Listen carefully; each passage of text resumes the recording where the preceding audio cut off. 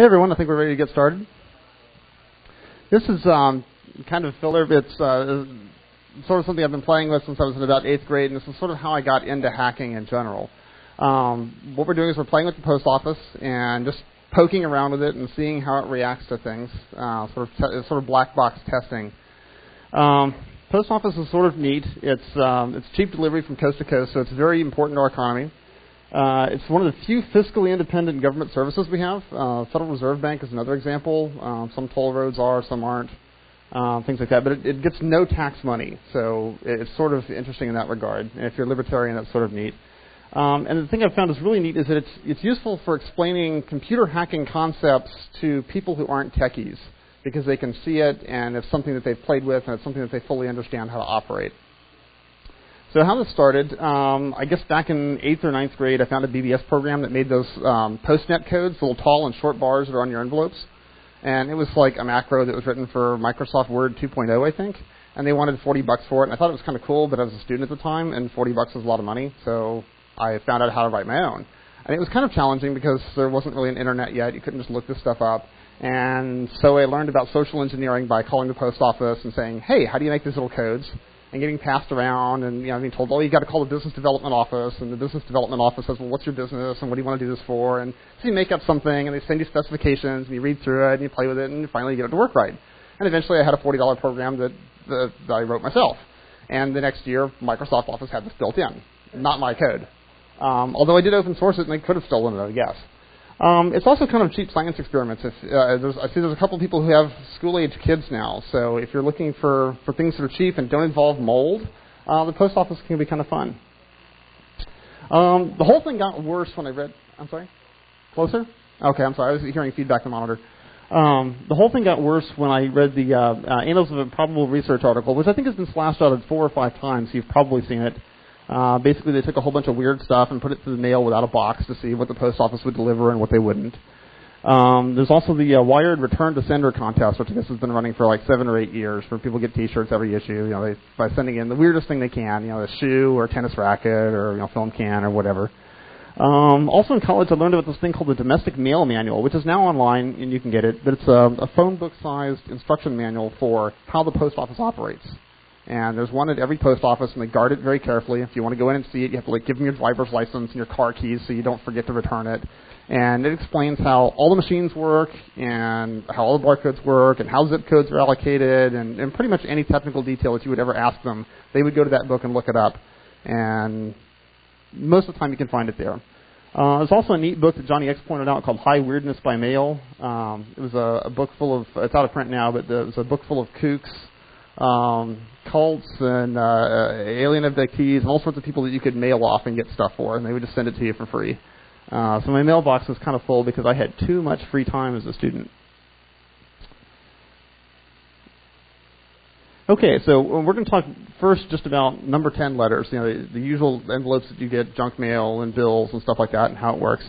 When you deposit it in the mail stream, the first thing that happens is it gets oriented and canceled. The post office is depending on an aspect ratio with your mail to be greater than something, and the something depends on what kind of mail service it is. But they're expecting it to be longer this way than it is taller this way. And they also expect it to have a front and a back. And they orient all the mail, because when you throw it in the mail bin, it just kind of gets all scrambled up there. So the first machine sorts the mail and turns it correctly and makes it face the correct way this way. And it does that with the stamp. The stamps glow under ultraviolet bead light. This is shortwave, it's higher energy. If you play with it, wear safety glasses because you'll get a sunburn on your eye. In the United States, our stamps do not glow under black lights. It's not a high enough frequency, which is kind of neat because you can have fluorescent envelopes and whatnot, and it won't mess up your system. But anyway, that's how it can orient them, and it's also how it knows where to apply the cancellation stamp. The bad part is that this has been implemented since like the 40s, and it's never been upgraded.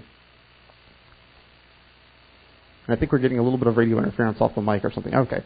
It doesn't take a lot of this glowing stuff in order to make it work. For, I think, 49 cents now, you can get a pre-stamped envelope from the post office, and it has, right now it's Ben Franklin's picture. And if you look carefully, there's just a tiny little bit of the ultraviolet tagant. It doesn't take much to trigger the machine. And then if you have a postage imprint meter, they use a different color so that it can sort it into the accounting system that will randomly check your accounts and make sure you're not printing bogus postage. So the next step that happens, and this varies a little bit. We're currently undergoing a change in the processing equipment at the post office, so some places use different stuff that can skip this stage. But the next thing they do is they scan your envelope, and they take a picture of it. And they'll spray an orange barcode in the back. They're spaced out like this one. And I apologize, this projector doesn't show the color orange. But anyway, they'll try to OCR your address and see where it's going. And if they can't OCR it, like if you have a doctor's handwriting like I do, then they send the image to Singapore, and they have people, working for 15 cents an hour or whatever, typing in the addresses. And the question that a lot of people ask me is, well, why do you need the entire address? Why not just the zip code? And the reason is they can go ahead and process automatic forwarding this way. So let's say that I used to live in Atlanta, and then I've moved to San Francisco, and I'm standing here in Nashville, and I mail a letter to my old address in Atlanta. There's no reason for that envelope to physically go to Atlanta anymore. The computer can go ahead and recode the envelope, send it straight to San Francisco, and save the post office a ton in shipping. So this has been worth it for them to do. In the process, they also add extra digits beyond the zip code. You've probably seen the 4 extra digits. There's more digits beyond that. The 4 digits are assigned sort of to help the end carrier get the trays in order. So here's an example from a street in my city. And you see the different address ranges of odds and evens have different ending codes. And that's because he goes down the odd side of the street, and then he'll turn around and he'll go down the even side of the street. So by separating them into separate codes, that helps them not have to go back and forth so much. And with really nice data systems that you can get from the post office, you can go all the way down to the route number and which stop they're on, and code all that information plus a check digit and gateway bars into the code. So it makes it pretty automatic, and it reduces a lot of the manual stuff that they have to do.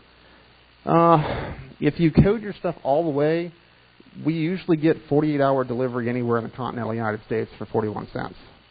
It blows the pants off of Federal Express. So it's kind of neat to be able to do that. A lot of people have heard that if you have a post office box, the last 4 digits of your post office box are also the last 4 digits of your extended zip code. And this works so well that you can actually take a postcard and just write the zip code on it, and it will get there. The back side of this has the orange barcodes, and then the front you can see they've put the postnet codes on, since I didn't bother to do that. But that begs the question, can we just put the barcode on there and have it get there? And the answer is close but not quite.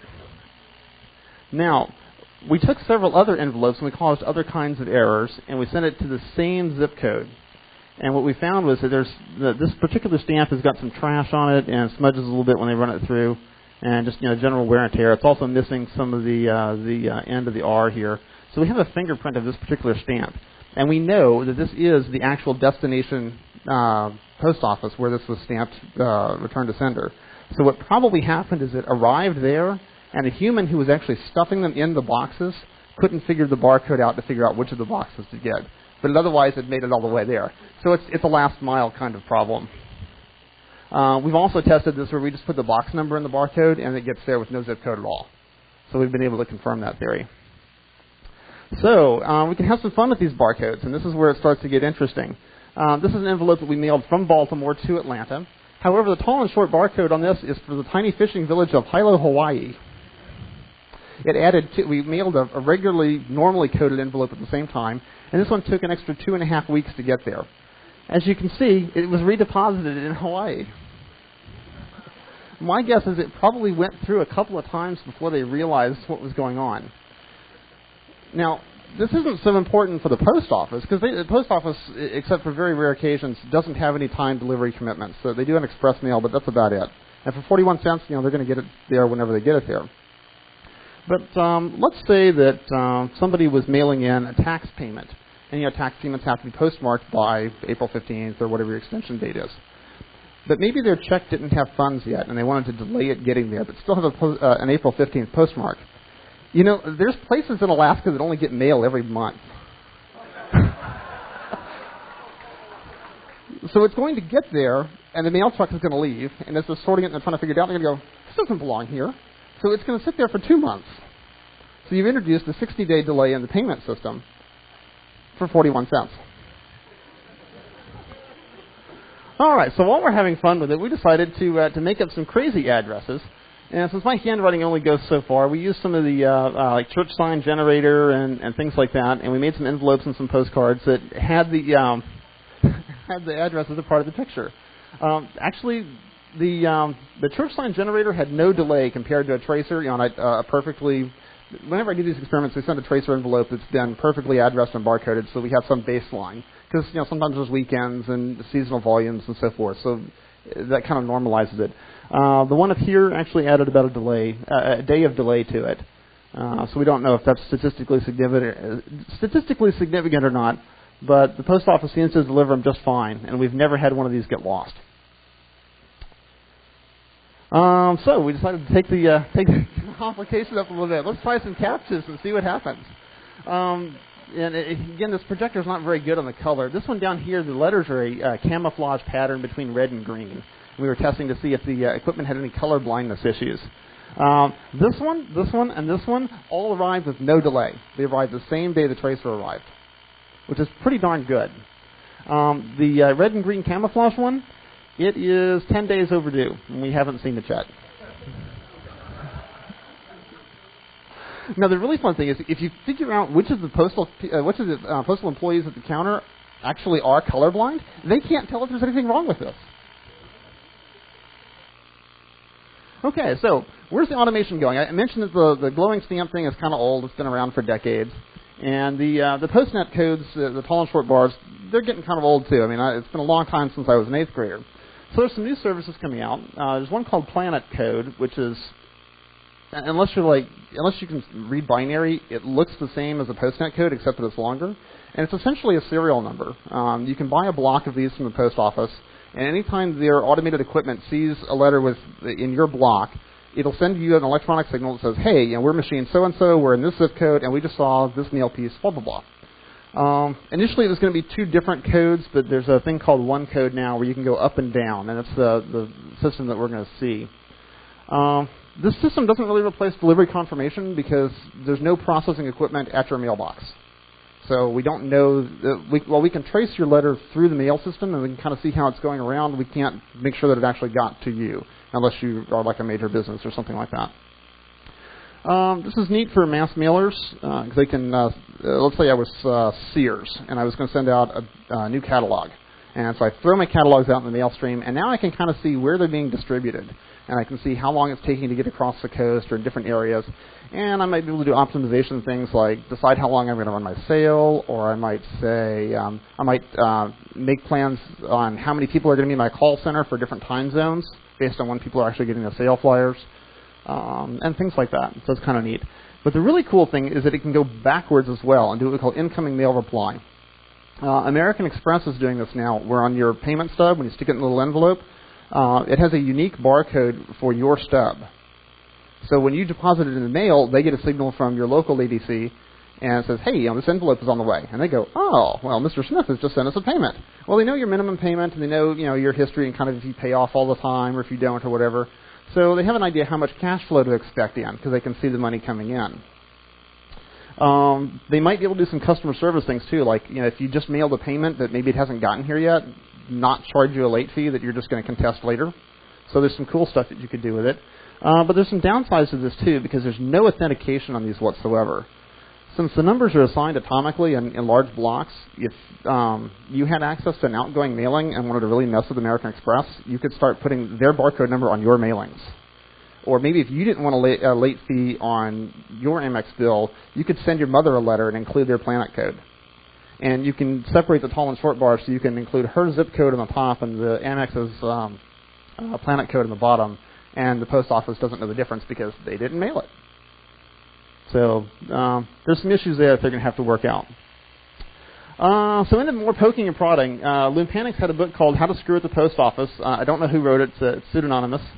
But he came up with a neat way of doing some tests without actually breaking the law. The issue with a lot of things in security with the post office is that, well, there's not a lot of security, or it's just obscurity, not really security. And they mostly secure things by having really, really heavy penalties. Nobody wants to go to federal prison and say, yeah, I'm here because I stole 41 cents of postage. Especially when you consider that, murderers and drug dealers are going to get out before you do. So anyway, this guy talked to a utility company and said, hey, I'm not interested in your customers or your privacy or any of that stuff, but what I would like to get is all of the envelopes that people sent in after you've removed their statements and checks, because you're just going to throw them away anyway. And he sifted through them and found interesting things that people had done with them. And this is my favorite one. The Post Office and the U.S. Mint both make commemorative issues. They do different figures and stuff. And the idea behind it is people pay full money for it but never actually use the service. So the Post Office just pockets the money and it's profit. But they make them much bigger stamps. And as we saw on the prepaid envelope, it doesn't take much of that green glowing Taggant stuff to fool the equipment. So people were cutting the stamps in half and getting a 50% discount on their postage.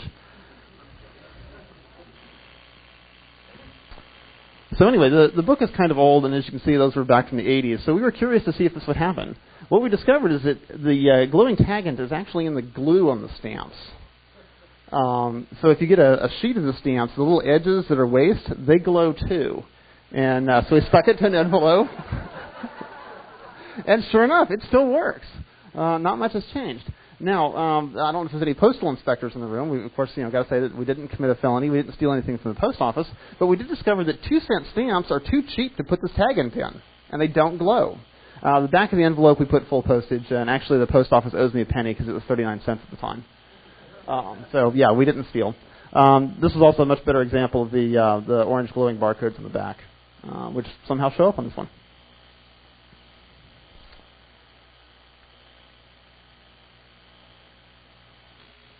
Okay, so how much other fun can we have? So this is from Phreaknic, I think last year or the year before. And since we know the cancellation machine is trying to orient the envelope, and that the stamp always appears in the upper right-hand corner, is there really any reason to make the machine stamp anywhere else? And we discovered, no, there really isn't. So if you put the stamp in the wrong place in the envelope, you can cause interesting stamping issues. This one here is interesting because you see the barcode is sprayed on the top instead of the bottom, and it basically processed it upside down. It's also interesting that did not add a delay to the processing, although it did add a delay to this one. And this one here, it looks like it got kind of jammed in the machine, so it doesn't count. So it is illegal to reuse a stamp, even if it's not canceled, so don't do that. But it's interesting that somebody could do it if they wanted to. And that glowing Taggant appears to be waterproof, so you can peel it off the envelope. And you could physically reuse the stamp, although it's not lawful, and we've never actually done that. So we've moved on to parcels, because envelopes get kind of boring after a while. So what kind of crazy stuff can you put through the mail? I like to test limits, and the post office is very particular about some of the limits in different packages. The first one here is a payment to Bell South, because my phone line had no dial tone for about 8 weeks. And when they charged me for a service repair and didn't actually send the guy out, we decided to pay in pennies. So you remember those priority mail flat rate boxes? Yeah. 72 pounds or 74 pounds, I think, is the current limit that you can put in any mail piece, regardless of its size. And so we managed to cram our payment into one of those boxes. Let's see. Swag from a couple of years ago. Remember the Phreaknic bottles? Excellently mailable, no delay whatsoever compared to the Tracer. Except one thing. If you have fluid in it, it disappears. There have been several people who've reported taking sealed bottles of water, addressing them, applying proper postage, keeping it under the 16 ounces, well, it's 13 ounces now limit, and just gone. So we don't know. One group did have a hidden camera set up in the post office and caught the postal guy just drinking it and throwing it away. So, yeah, well, I don't know if you remember Freedom Downtime, where they got the code for the FedEx drop boxes, and they put impossibly large packages inside of it. Because the slot's only this big, so they opened up the bottom and they put a case of beer in. We're working on packages now that can self-assemble, that are that are loaded up with springs and elastic bands inside, and that are basically self-assembling origami, so that we can drop it in the slot and have it pop back open again and be impossibly large. We actually have some magicians in Florida who are helping us with that one. The one on the far end is kind of fun. James Dean's not here, but he gave me this sphere. I think it was a promotion or something at Walmart, but it was a lot of fun because it has no corners, so therefore it has no up. So we wrote an address on it. I sent it to my parents, actually. I wrote an address on it, applied proper postage, and I took it to the counter because it wouldn't fit in the drop box. And the guy looks at it and he's like, okay. He puts it on the scale, and he proceeds to turn over the computer and type in the zip code. Yeah, it rolls over the ground and goes, "Wah!" Everybody looks around like, who got shot? Who got shot? This is like a downtown Atlanta post office. So he picks it up again, just not thinking, sets it on the scale, throws it out. So he carefully takes some pencils and he builds a little triangle on the scale. So there's some barrier there, puts it on, finishes applying the postage.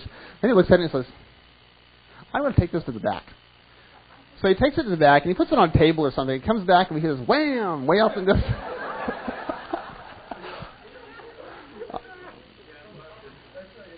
Yes, he did tear the scale and not charge me for the pencil weight. Anyway, it took less than 2 weeks to make it to my parents in Virginia, completely covered with dents. But the post office can handle a spherical package.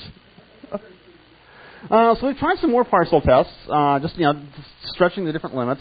I've not really found a minimum physical size parcel that you can send, but anything smaller than a pack of playing cards disappears. We have managed to create some packages that were under a under a cubic inch. In fact, one of them had a magnifying glass so that you could read the address. It's gone. We don't know where it is. The lightest thing we've been able to send is an empty yogurt container. We've occasionally sent some just sheets of bubble wrap, and sometimes those make it and sometimes those don't, but the yogurt containers make it there every time. The question is, are the bubbles popped? Usually not. If they roll them, then no, the bubbles are usually intact. If we send it as a loose sheet, yeah, some of the edges usually get caught. But we used really, really good bubble wrap. And they were the big 1-inch cells as opposed to the smaller ones. The smaller ones I think would actually survive pretty good. No, I haven't played with insurance yet. I'll talk a little bit about that in a second. The question with the insurance, though, comes to how it's packaged. And that it quote-unquote, has to be packaged appropriately. And the post office won't really evaluate your It's really weird. They won't evaluate your package when you drop it off, just when you file the claim. If it were a sheet of bubble wrap and I put it in an envelope, it would probably count. If it were just raw, I don't know. You're welcome to try it. I know a couple of people who have had to file legitimate insurance claims to the post office, and it's just not fun.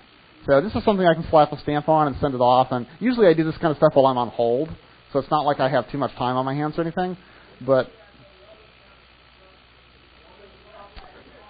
yeah, I don't know how many bubbles would have to be. I would guess they would have to replace it with a good sheet of bubble wrap. But we've also not been able to make a 0 weight package yet or a negative weight package. Helium is one that people always come up with. A balloon is unfortunately too fragile. We've tried Tyvek, and most commercial forms of Tyvek have small enough holes in the fiber that the helium leaks out readily. I'd like to find somebody who maybe has Mylar handling equipment, and we could try something like that. But yeah, we just haven't had anybody. We're looking for volunteers to help out, though. So please, and my address is all over this. Please send me one. Question.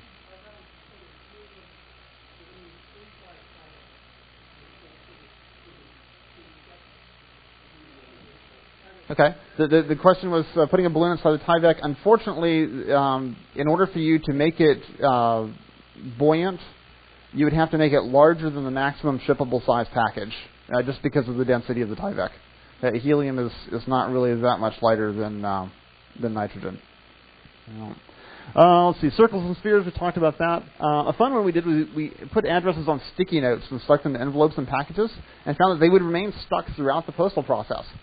We did that about 2 years ago, and I think about 8 months ago, the post office announced that marketers apparently like this idea of putting sticky notes on the package, and that they're going to offer it as a commercial service for like another 20 cents. We were doing it 2 years ago for free. I don't see why it requires an extra 20 cents.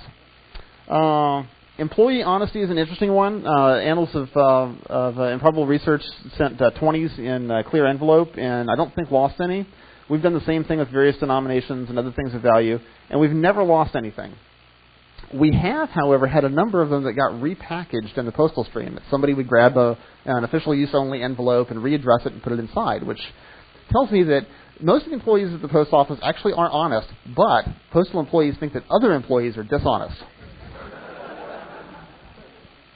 So another fun one we've done is we've sent a lot of unprotected CDs. We'll fill them up with data. We'll run an MD5 hash on the ISO.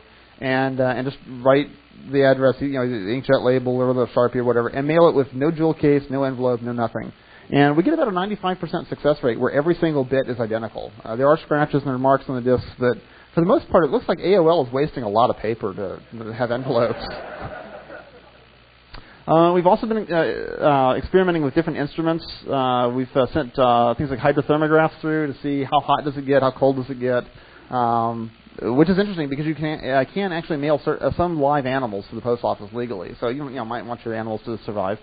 There's another fellow who put a camera inside the box and put a small hole and did a time lapse for the 3 or 4 days it took the package to get there, which was sort of neat.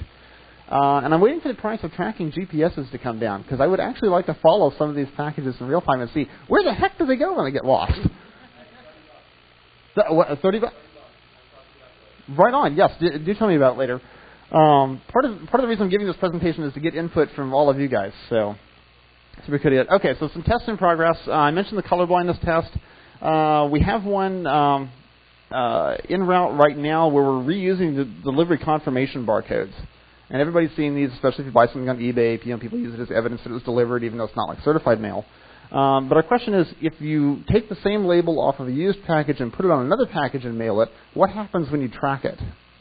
Do you get tracking results for 2 packages, or does one of them get obliterated? And if one of them gets obliterated, this means that you can monkey with their database.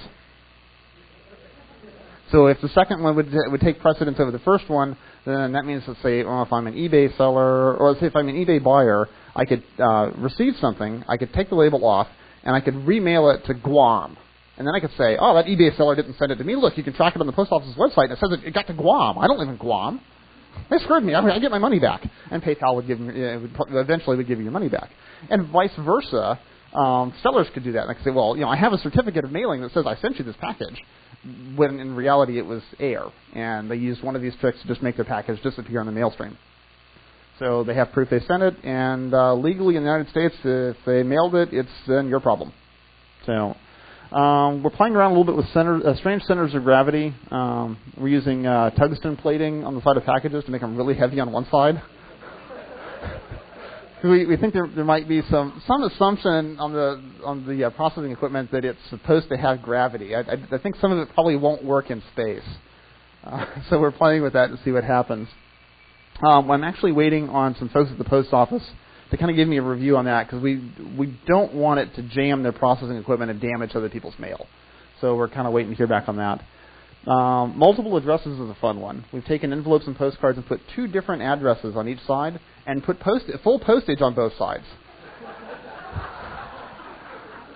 This has actually been interesting because we've used this as a way to make the post office flip a coin to settle disputes.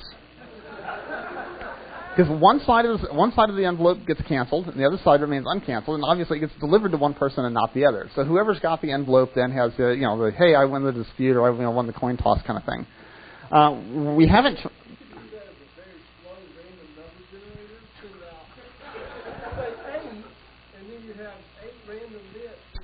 Yeah, the only problem with using the post office as a random number generator is I'm not sure there's enough entropy there because the path, there's only 2 choices. Yeah. I don't know. You might be able to. We're also we're waiting. We need more volunteers to be recipients so that we can try this with other shaped packages. There's one. We need 6 address. All right, great. Give me your address.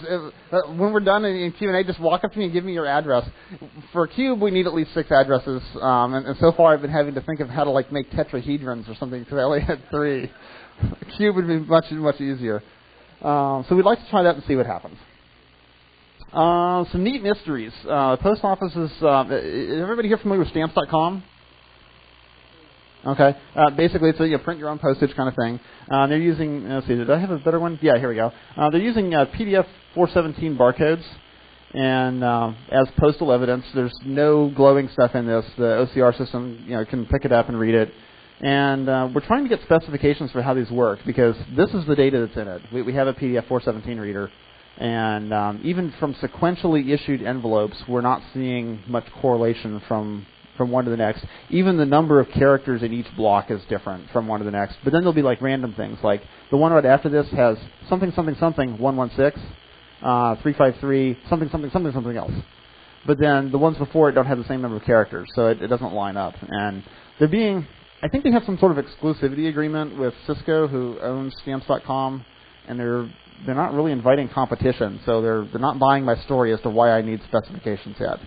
So we're kind of playing with that. But if anybody has an account and can send us more of them, we want to see how our postage meter license affects it. We really just need scans of images. You can send the stamps back in and get credit for them later, so it really doesn't cost you anything.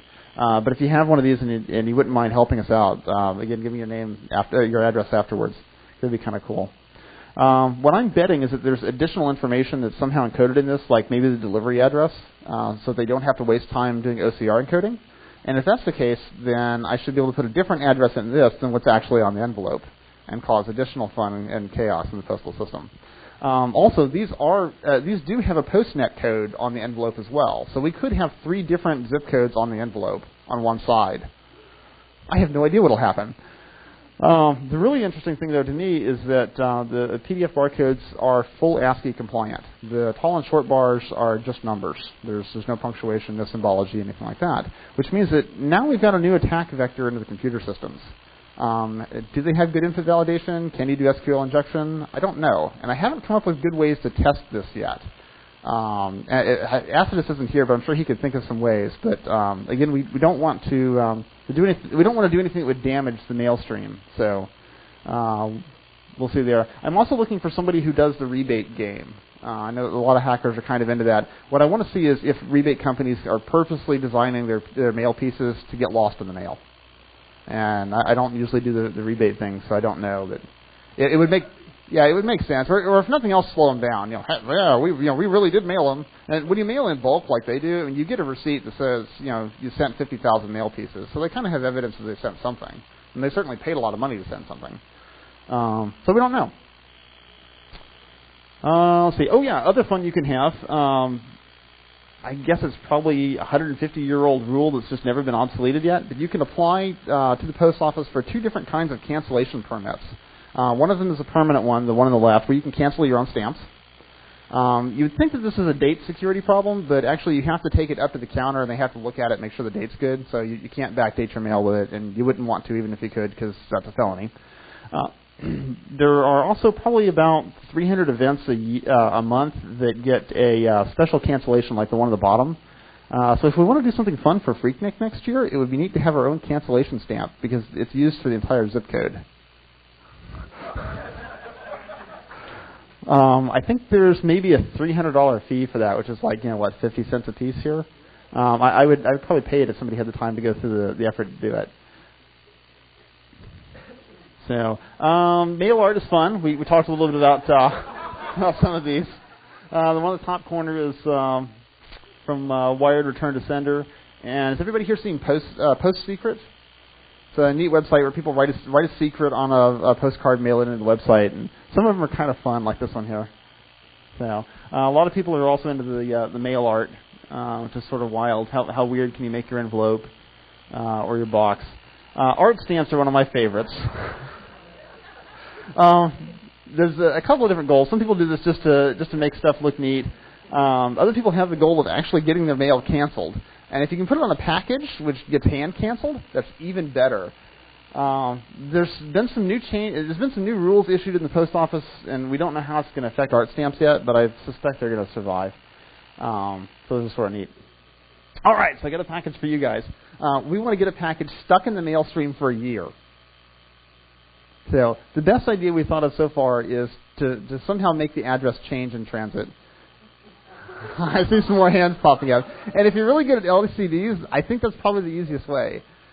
Thermochromatic. A guy at NASA suggested formulating different kinds of thermochromatic inks or disappearing inks or something like that. But I think it would get hard to do that after a week or two.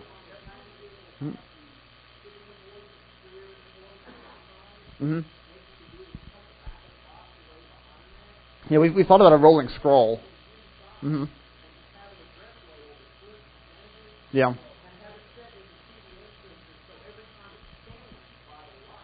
Mm-hmm. Well, or if it's tied into GPS, it'll just keep changing depending on where it's at. So, but then we also have the problem of how do you? Yeah. Well, if it doesn't use very much power, then the actual motion and vibration of the package going through the mail stream could provide its own power. And so maybe that would require e-paper or something like that. I don't know. But yeah, those are some neat things to think about. And then, of course, it has to survive the abuse of the mail stream. So a cardboard box is not going to cut the mustard. I'm thinking we'll probably use something like a milk crate to form an exoskeleton. Yeah, there's various ways you can reinforce it without adding a whole lot of weight to it. So, visit with me afterwards, and we'll talk about some of those. Oh, that's true, yeah. You know what? If it's heavy, we could use a flat rate box. I'm sorry? Pens that fade, yes, I would be interested in that. Yes, I would be interested in learning more about that. I don't think that's quite perfect for this project, but it might be interesting to test some other stuff. If nothing else, you could use that on a certified mail receipt. You could write in ink the address it went to and get it stamped, and then change the address it was sent to later. Uh-huh. Huh. Okay.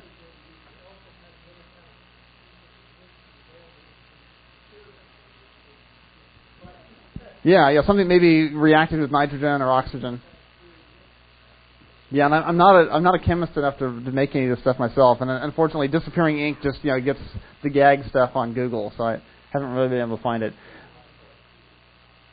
2 weeks to fade. Wow, so you don't want to use that on contracts or anything like that. Check 21, or maybe you do. Yeah. So fun stuff. So if you have a really important, always make sure somebody uses your pen. Question.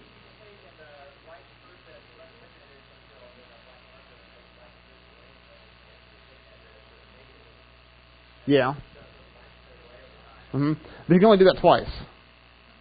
So unless you can make it a reversing reaction that'll keep flipping, but then you have to make sure that it doesn't flip, that it doesn't get out of phase. Because if you have a New York address and a California address, you want them to be opposite of wherever the package is at that time. So.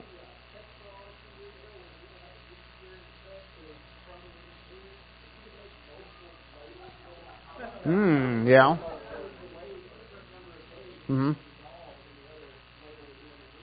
Yeah. I actually hadn't heard about that, so I'll have to Google it. With Check 21, I don't think that's going to work too well, but yeah. Yeah. Well, they're doing that because they're actually just trading the image files instead of the actual checks. So that's September 11 fallout. People occasionally ask me what the ethical considerations of this are. Don't steal from the post office simply because if you get caught, the ass sex I'm sure would be horrible. I don't think you will have any prison cred for stealing 41 cents in postage. Don't harm other people's mail, and so you got to really be careful as you send stuff through because you don't want things to jam in high-speed machines and just start crumpling up people's stuff. It's not really your fault, but still. And be nice to postal people because it's a federal offense for you to shoot them. It's only a state felony for them to shoot you. No postal employee has ever made any negative comments about what I do. A couple of them have had strange looks. A lot of them have thought it's really cool. A lot of them say, hey, it's really cool. Let us know how it turns out. And some of them come up with ideas. They just we just need somebody else to do it besides us. So they're actually pretty cool about it. My email address is up here for people who want to email me some of the ideas you've had. And I do have one more package that I brought with me today. The maximum size you can send to the post office on a non-priority rate is 104 inches combined length and girth. So we made a package that was the maximum size and mailed it. Complete with some funny marks and lots of stamps. It is under 16 ounces, so we didn't have to explain it to the post office. We just jammed it in one of those street sign ones. Unfortunately, it kind of sprang back up underneath a little flappy thing, and nobody else could put anything in it the rest of the day. So we regret that we may have caused some people some inconvenience. They had to actually walk inside the building to mail their stuff. So keep that in mind if you try to reproduce it. But it's really funny because the postal guy came back out. This is obviously too big to fit in my post office box, and so he comes out of the back when I brought him the yellow slip, and he's just like, I don't know what this is or why somebody would mail it. And all the non-postal employees in the back or in the line are just laughing their asses off because they get the joke. So it takes a certain unintelligence to be a postal employee, I guess. So.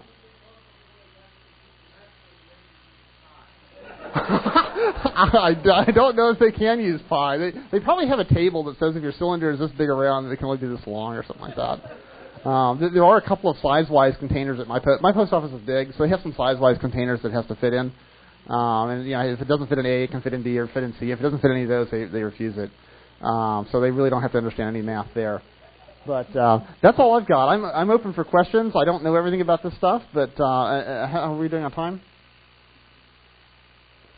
Okay. Well, tell me when we're running short on time, and we'll clear out.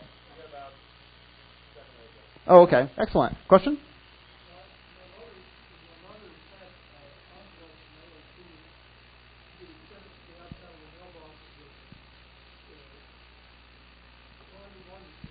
Mm-hmm.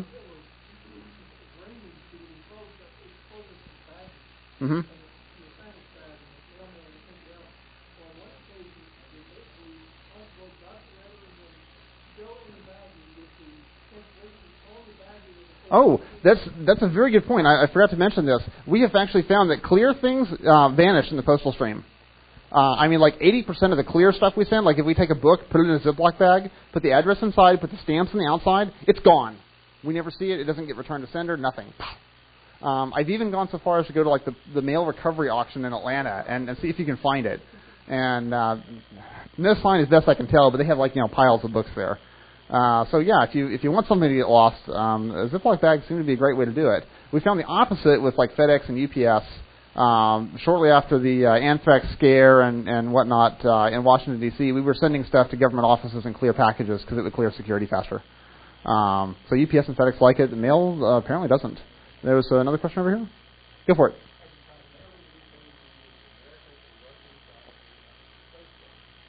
No, we have not tried sending anything to the space station yet.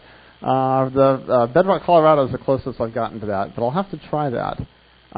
Being that that's a location that's moving, that would be interesting. So,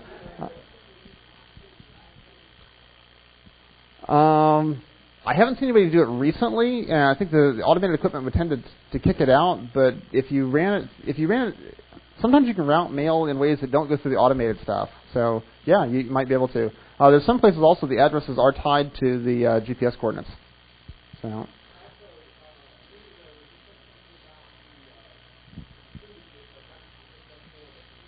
Yes, that was the delivery point.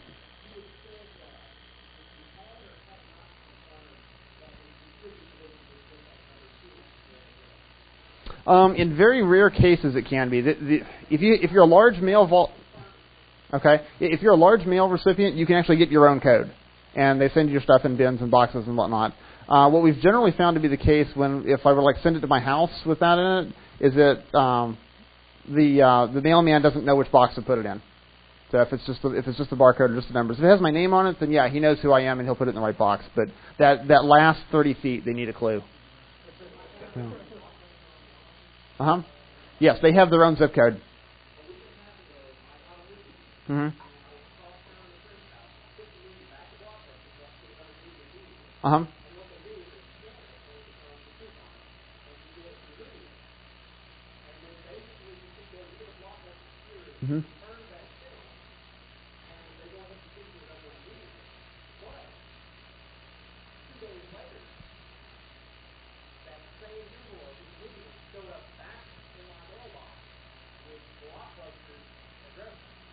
Interesting.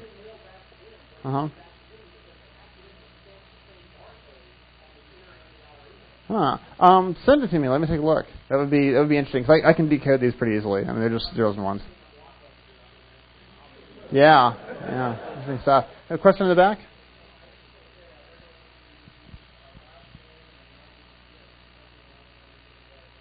Yeah, and that gets you down to like within a block. So your mail carrier just knows that the Smith lives in this house.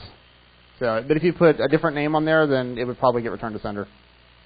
So, I think we have time for one last question. Bueller.